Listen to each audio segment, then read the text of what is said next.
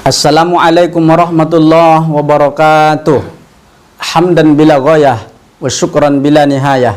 Asyhadu an la ilaha illallah wa asyhadu anna Muhammadan abduhu wa rasuluh la nabiyya ba'dah. Bersyukur kita kepada Allah dengan ucapan alhamdulillahi rabbil alamin. Berselawat kita kepada ruh Nabi besar Muhammad sallallahu alaihi wasallam. Allahumma salli ala sayyidina Muhammad wa ala ali sayyidina Muhammad. Judul kajian kita pada kesempatan yang mulia ini MAS. M-A-S, kalau digabung MAS. Tapi MAS ini Bapak Ibu bukan orang Jawa. Bukan orang Jawa. Apa yang dimaksud dengan MAS? M-nya membina, A-nya anak, S-nya soleh dan solehah. Jadi MAS ini artinya membina anak soleh dan solehah.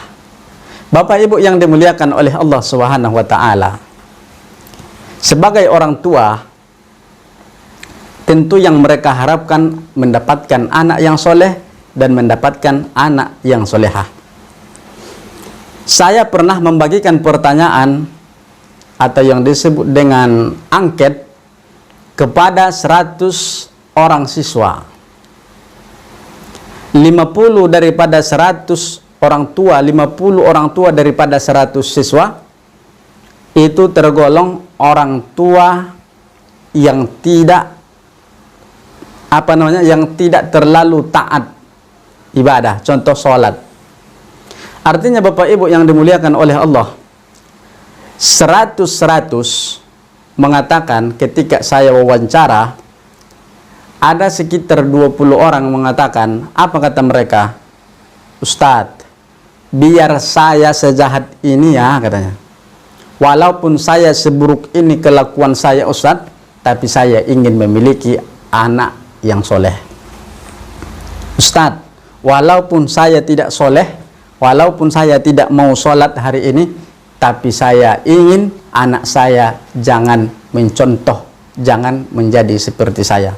Artinya apa Bapak Ibu? Satu kesimpulan, semua orang tua pasti ingin mendapatkan anak yang soleh, pasti ingin memiliki putri yang solehah. Walaupun orang tua yang taat, pasti. Walaupun orang tua yang tak taat, pasti menginginkan anak yang soleh dan solehah. Orang tua baik, pasti ingin anaknya soleh dan solehah. Walaupun orang tua yang tidak baik, orang tua yang bejat, walaupun orang tua pencuri, orang tua pemabuk, pendosa, pasti ingin memiliki anak yang soleh dan solehah. Kenapa mereka ingin anak soleh dan solehah? Karena inilah investasi terbesar, investasi termahal yang pernah dimiliki. Investasi ini Bapak Ibu bukan saja di dunia, tapi investasi dunia dan akhirat. Maka semua orang pasti menginginkan anak yang soleh. Bukankah kita ketika sholat kita berdoa kepada Allah Subhanahu wa Ta'ala, dan doa itu Allah buat catatan manis, abadikan dalam Al-Quran. Rabbana habalana minas solihin. Dalam Al-Quran, Rabbi habali minas solihin, doa Nabi Ibrahim. Tapi ketika kita dalam sholat berjamaah, kemudian kita berdoa, Rabbana habalana min azwajina wa dzurriyyatina qurrata a'yun waj'alna lil muttaqina imama. Agar istri kita, anak kita dijadikan sebagai qurrata a'yun. Anak dan istri kita dijadikan sebagai orang-orang yang soleh menurut penilaian Allah Subhanahu wa Ta'ala. Lalu bagaimana menciptakan anak yang soleh? Ayah bunda yang dimuliakan oleh Allah Subhanahu wa Ta'ala, orang Jerman namanya Profesor Franz. Dia seorang profesor, kemudian dia menikah dengan seorang wanita yang hanya orang biasa, bukan profesor. Bahkan dulu istrinya hanya tamatan SD saja, lulus SD saja. Kemudian dia menikah. Alhasil, pendek cerita Bapak Ibu, apa yang terjadi? Lahirlah anak. Kemudian anak ini memiliki kekurangan. Yang pertama, kekurangan kecerdasan. Sebagai profesor, dia ingin anaknya pintar, ingin mengikuti jejak ayahnya. Kemudian dari segi akhlak anaknya sangat buruk sekali. Sehingga profesor ini sering kesal. Apa yang terjadi Bapak Ibu? Suatu ketika dia melihat buku sosiologinya. Dia lihat bagaimana pergaulan dengan antar sesama. Dia memiliki satu kesimpulan, ketika anak lahir, anak itu bandel, anak itu tak pintar, berarti ada yang berlawanan, ada masalah. Desain dengan desolen, masalah. Ini siapa masalahnya nih? Oh, masalahnya yang ternyata dia temukan dalam penelitiannya, dalam pemikirannya, ini masalahnya adalah istri.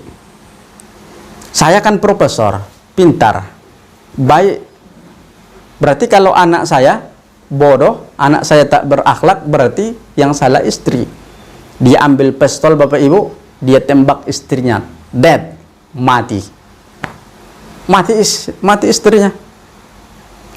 Kemudian lama-kelamaan berbulan-bulan dia kembali menyesal atas perbuatannya. Dia bolak-balik lagi teori-teorinya, teori yang dia pelajari selama ini karena dia profesor. Kemudian apa yang dia temukan lagi? Ternyata istri itu tak salah ketika anak kurang cerdas, ketika anak tak berakhlak. Istri kan hanya mengandung, dia tak salah. Jadi yang salah siapa? Dalam perenungannya, yang salah adalah anak. Dia ambil pistol, dia letakkan ke kepala anak yang bandel dengan yang bodoh tadi, mati. Apa yang terjadi Bapak Ibu? Anak mati, istri mati, demi menciptakan anak yang soleh. Kemudian lama-kelamaan dia merenung yang panjang. Dia bolak-balik teori-teori yang ada sehingga dia menemukan ketika anak tak soleh, anak tak cerdas, bukan kesalahan anak, karena anak dilahirkan dalam keadaan fitrah. Dia sudah mengarah kepada teori-teori yang ada. Bukan juga salah istri, tapi ada dominan salah suami. Itulah dalam perenungan profesor tadi. Kemudian dia ambil pistol, dia letakkan ke kepalanya. Itu salah saya. Dia ambil pistol, tak, mati. Apa yang terjadi Bapak Ibu? Ternyata istrinya mati, anaknya mati, dia pun mati. Ternyata masalah anak, menciptakan anak yang solehah, anak yang soleh, tak bisa diselesaikan dengan ilmu sosiologi, tak bisa selesai dengan ilmu antropologi, tak bisa selesai dengan ilmu psikologi. Lalu dengan ilmu apa Ustadz? Kembali kepada Al-Quran. Kembali kepada Al-Quran, hadis-hadis Nabi SAW dengan ulama-ulama kita. Minimal kata Imam Ghazali dua hal. Yang pertama, tarbiyah qobalal wilad. Yang kedua, tarbiyah ba'dal wilad. Ini yang bisa menyelesaikannya Bapak Ibu. Apa itu Ustadz yang pertama? Yang pertama, tarbiyah qobalal wilad. Pendidikan sebelum anak itu lahir. Ketika istri kita mengandung, seringlah mengaji. Istri mengajilah. Ini istrinya mengandung, sedang masak, lagunya apa? Seperti mati lampu, matilah lampu. Nah, ketika orang tua mengandung, apa nyanyi istrinya? Alamat palsu. Ini tak benar, tak betul. Maka ini perlu tarbiyah sebelum anak lahir. Yang paling penting juga, tarbiyah ba'dal wilad adalah tarbiyah, pendidikan yang diberikan ketika anak sudah lahir. Pendidikan yang pertama setelah dia lahir apa? Ajankan dia, ajankan. Itulah masalah azan penting. Pelajaran pertama, yang paling pertama didengarnya adalah Allah Subhanahu wa Ta'ala, pelajaran tauhid. Bapak Ibu yang dimuliakan oleh Allah Subhanahu wa Ta'ala, semoga Allah jadikan kita orang yang soleh, istri kita orang yang solehah, serta zuriat keturunan kita menjadi anak-anak yang soleh dan solehah. Terima kasih. Assalamualaikum warahmatullahi wabarakatuh.